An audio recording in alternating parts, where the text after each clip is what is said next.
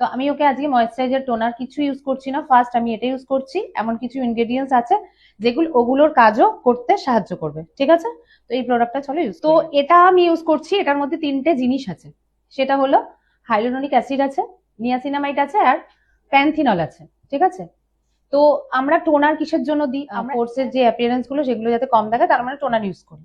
তো এটার মধ্যে যেটা আছে সেটা হলো নিয়াসিনামাইড আছে। নিয়াসিনামাইডটা আমাদের কি করে?